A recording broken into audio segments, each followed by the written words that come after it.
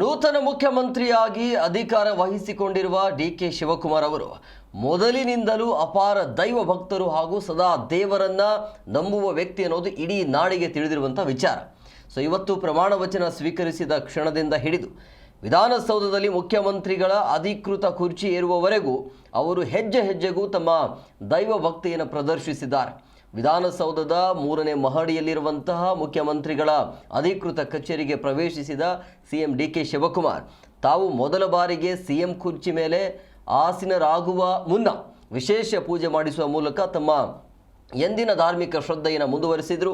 ಮುಖ್ಯಮಂತ್ರಿಗಳ ಚೇಂಬರ್ನಲ್ಲಿ ನೂತನ ಸಿಎಂ ಕಚೇರಿಯ ಟೇಬಲ್ ಪಕ್ಕದಲ್ಲಿ ದೇವರ ಫೋಟೋವನ್ನು ಇಟ್ಟು ಶಾಸ್ತ್ರೋಕ್ತವಾಗಿ ಪೂಜೆಯನ್ನು ಕೂಡ ಸಲ್ಲಿಕೆ ಮಾಡಲಾಯಿತು.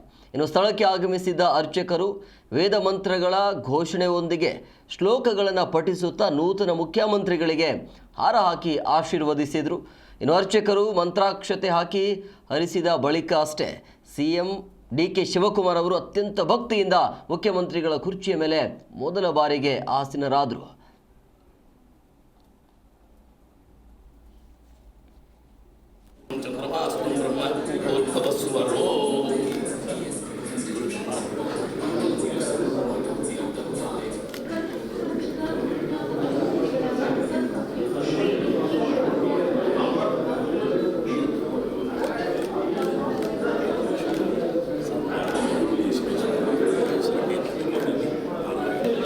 ಸೈಡ್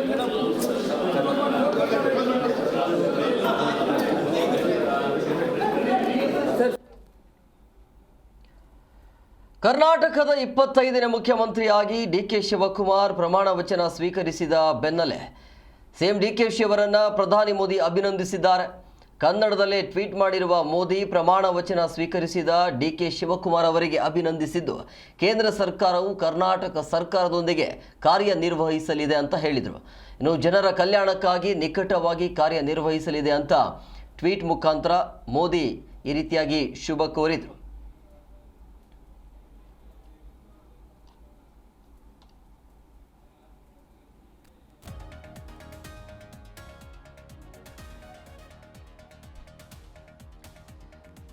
ಇನ್ನು ದೇವೇಗೌಡರು ಕೂಡ ಅಭಿನಂದನೆಯನ್ನು ಸಲ್ಲಿಸಿದ್ದಾರೆ. ಮಾಜಿ ಪ್ರಧಾನಿ ಎಚ್.ಡಿ. ದೇವೇಗೌಡರು ಕೂಡ ಟ್ವೀಟ್ ಮುಖಾಂತರ ಅಭಿನಂದನೆಯನ್ನು ಸಲ್ಲಿಸಿದರು.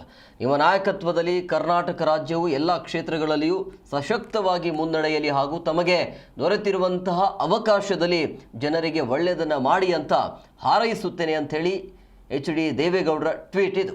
ಇನ್ನು ಇದಾದ ನಂತರ ದೇವೇಗೌಡರು ಆದ ನಂತರ ಕುಮಾರಸ್ವಾಮಿ ಅವರು ಕೂಡ ಟ್ವೀಟ್ ಮಾಡ್ತಾರೆ. ಕುಮಾರಸ್ವಾಮಿ ಅವರು ಕೂಡ ಅಂದರೆ ನೂತನ ಸಿಎಂ ಡಿಕೆಶಿಗೆ ಕೇಂದ್ರ ಸಚಿವ ಕುಮಾರಸ್ವಾಮಿ ಕಡೆಯಿಂದ ಬಂದಿರುವಂಥ ಅಭಿನಂದನೆ ಇದು. ರಾಜ್ಯದ ನೂತನ ಮುಖ್ಯಮಂತ್ರಿಗಳಾಗಿ ಪ್ರಮಾಣ ವಚನ ಸ್ವೀಕರಿಸಿರುವಂಥ ಡಿಕೆ ಶಿವಕುಮಾರ್ ಅವರಿಗೆ ಅಭಿನಂದನೆಗಳು. ತಮಗೆ ದೊರೆತಿರುವಂಥ ಈ ಅವಕಾಶವನ್ನು ಜನಪರ ಕೆಲಸಗಳಿಗೆ ಹಾಗೂ ಕರ್ನಾಟಕದ ಅಭಿವೃದ್ಧಿಗೆ ಉಪಯೋಗ ಮಾಡಿಕೊಳ್ಳಿ ಅಂತ ಆಶಿಸುತ್ತೇನೆ ಅಂಥೇಳಿ ಕುಮಾರಸ್ವಾಮಿ ಈ ರೀತಿಯಾಗಿ ಟ್ವೀಟ್ ಮಾಡಿದ್ದಾರೆ.